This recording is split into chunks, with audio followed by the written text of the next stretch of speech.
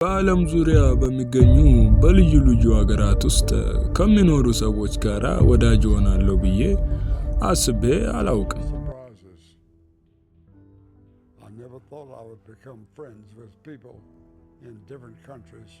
ይህ ከታላቁ የእግዚአብሔር ሰው ወንጌላዊ ከቢሊ ግራም የተላለፈ የመጨረሻ መልእክቱ ነው። ይህ መልእክት እናንተን ይጠቅማል ብለን ያዘጋጀንላችሁ ነው። ወደ መልእክቱ እናልፋለን። አብራችሁን ቆዩ። ቢሊ ግራም ንግግሩን እንዲህ ሲል ይጀምራል። ወደ ህይወቴ ወደ ኋላ መለስ ብዬ ስመለከት በሚያስገርሙ ነገሮች የተሞላ ነው። በዓለም ዙሪያ በሚገኙ በልዩ ልዩ ሀገራት ውስጥ ከሚኖሩ ሰዎች ጋር ወዳጅ ሆናለሁ ብዬ አስቤ አላውቅም። በእርሱም የሚያምን ሁሉ የዘላለም ህይወት እንዲኖረው እንጂ እንዳይጠፋ እግዚአብሔር አንድያ ልጁን እስኪሰጥ ድረስ ዓለምን እንዲሁ ወዷልና። ዛሬ ማታ መስቀሉን እንድንመለከት እፈልጋለሁ። የእግዚአብሔር እጅ እንዴት እንደማረችኝ እመለከታለሁ። እርስ በርሳችሁ ተዋደዱ። ከብዙ ዓመታት በፊት መስበክ ሲጀምር ለብዙ ህዝብ ሰብካለሁ በሚል ሐሳብ አልነበረኝም። ወደ መስቀሉ ነው። ወንጌሉ ለሁሉም ሰው ነው። ይህንን ያደረገው እግዚአብሔር ነው። ክርስቶስ ያው ነው። በዛሬቱ በዘመናዊቱ አሜሪካ ውስጥ የነፍስ ባዶነት አለ። ሀገራችን ታላቅ መንፈሳዊ መነቃቃት ያስፈልጋታል። ከከተማ ወደ ከተማ ስዘዋወር እና ሰዎች ከእግዚአብሔር ምን ያህል እንደራቁ ስመለከት ያለቀስኩባቸው ጊዜያት ነበሩ። ካየኋቸውና ከሰማኋቸው ነገሮች ሁሉ መካከል የሰዎችን ሕይወትና ልብ ሊለውጥ የሚችለው አንድ መልእክት ብቻ ነው። በመስቀሉ መንገድ የመጣችሁ እንደሆነ መስቀሉ ለሰዎች ስለ መሰቀሉ ትርጉም መናገር እፈልጋለሁ። ግድግዳ ላይ ስለሚሰቀለው ወይም የአንድ ሰው አንገት ላይ ስለሚታሰረው መስቀል አይደለም። ነፃነታችንን ያገኘነው በመስቀሉ ላይ በተከፈለው ካሳ ነው። እውነተኛ የክርስቶስ መስቀል ግን የታላቁን የእግዚአብሔር ፍቅር ይገልጣል። መስቀሉ የእግዚአብሔርን ታላቅ የሰው ልጅ ፍቅር ይገልጣል። በቁስሉና በደም የተረጨ ነው። የእርሱ መስቀል የተሰባበረና አስከፊ መስቀል ነበር። የመጣበት እውነተኛ ዓላማ ለመሞት ነበር። ብዙዎች በዚህ መልእክት እንደሚበሳጩ አውቃለሁ። ነገር ግን እውነቱ ይህ ነው። በሙሉ ልቤ በእውነቱ ልለያያችሁ እፈልጋለሁ። እግዚአብሔር እወድሃለሁ ይላል። ኃጢአትን ሁሉ ይቅር ለማለት በሚያስፈልግ በዘላለማዊ ፍቅር ይወድሃል። መስቀሉ ሰዎችን ፊት ለፊት የሚያጋፍጥ ስለሆነ ያስቆጣቸዋል። ቢሆንም ግን ሁላችንም ልንጋፈጠው የሚገባው ግጭት ነው። ለመስበክ ስቆም ከፊቴ ያለውን ሕዝብ እመለከታለሁ። የተለያዩ ሐሳቦችና ልዩ ልዩ ፍላጎቶች ያሏቸውን ሰዎች ሁሉ አስባለሁ። እንዲሁም አንድያ ልጁን በመስቀል ላይ አሳልፎ እስከ መስጠት ድረስ የእግዚአብሔር ታላቅ ፍቅር መገለጫዎች መሆናቸውን አውቃለሁ። መስቀል ደግሞ በሮማውያን ዘንድ ለወንጀለኞች የሚሰጥ በጣም አስከፊ የሞት ቅጣት ነበር። ኢየሱስ ስለ ኃጢአታችን ሲል ያንን ሁሉ በእኛ ቦታ ሆኖ ታገሰ። እኛ መስቀሉ ይገባን ነበር።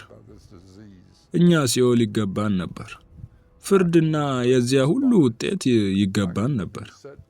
ይህንን የሚቃወሙ ብዙ ሰዎች እንዳሉ አውቃለሁ። ሰዎች ኃጢአተኞች መሆናቸውን መስማት አይፈልጉም። ለብዙ ሰዎች ይህ የሚያስቆጣ ነገር ነው። መስቀሉ ያስቆጣል፣ ምክንያቱም አብዛኛዎቹን ክፍል የሚገዙትን ገዢዎች በቀጥታ ስለሚጋፈጥ ነው።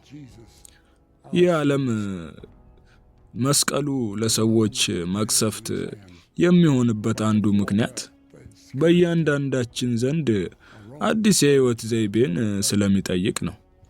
ዝም ብሎ አይመክርም፣ ያስገድዳል።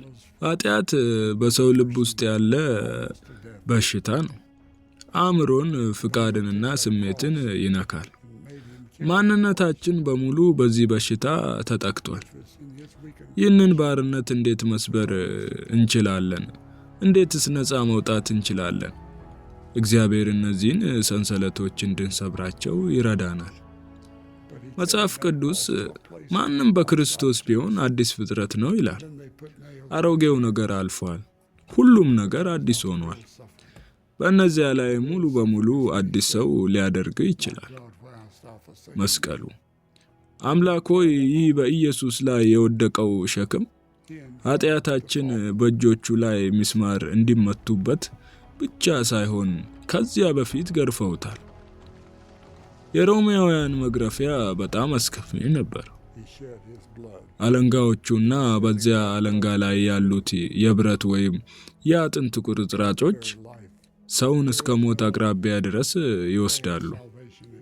ከዚያም ያንን መስቀል ወስዶ በዚያ በተዳከመ ሁኔታው ውስጥ ደግሞ መስቀሉን መሸከም ፈጽሞ የማይቻል ነገር ነበር። ነገር ግን ያንን መስቀል ከኢየሩሳሌም ውጪ ወዳለው ስፍራ ተሸከመ። ከዚያም በእጆቹ ላይ ምስማሮችን መቱበት።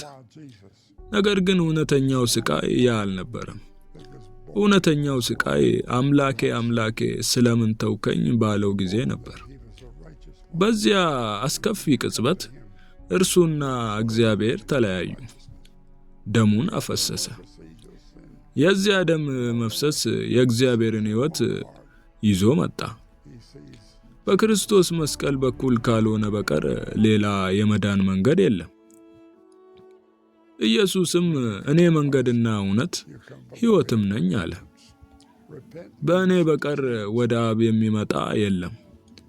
ወደ አብ እግዚአብሔር መድረሻው መንገዱ በልጁ በኢየሱስ በኩል ብቻ ነው። አሁን ለምን ኢየሱስ ሆነ? ምክንያቱም በዚህ ዓለም ውስጥ ያለ ኃጢአት የተወለደው እርሱ ብቻ ነው። ከዚህም በላይ እርሱ ጻድቅ ነበር። ወደ እርሱም ስትመጡም በጽድቁ ትጎናጸፋላችሁ። እግዚአብሔር ከእንግዲህ ኃጢአታችሁን አያይም። የእናንተን ልብ ከእንግዲህ አያይም። እርሱ የሚያየው ኢየሱስን ነው። ወደ ክርስቶስ ስትመጡ በንስሐ መንገድ በኩል ትመጣላችሁ። ንስሐ ማለት መለወጥ፣ የሕይወት መንገዳችሁን መለወጥና ከኃጢአታችሁ መመለስ ማለት ነው። ወደ ኢየሱስ ክርስቶስም ዞር ብላችሁ እኔ ኃጢአተኛ ነኝ በሉ። ይቅርታ ያስፈልገኛል። ሊለውጠኝ የሚችል እውነተኛ አካል አንተ ብቻ እንደሆንክ አውቃለሁ።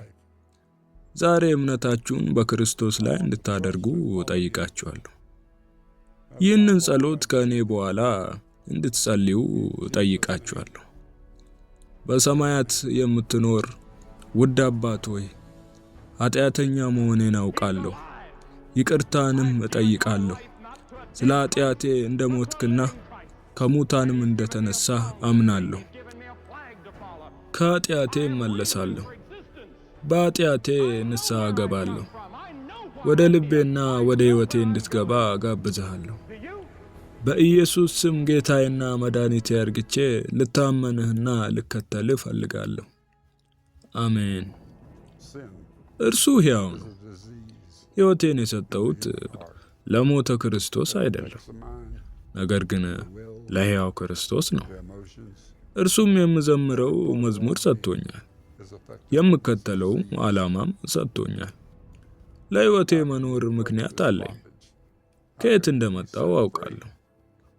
ለምን እዚህ እንዳለው አውቃለሁ። ወዴት እንደሚሄድ አውቃለሁ። አንተስ አውቀሃል?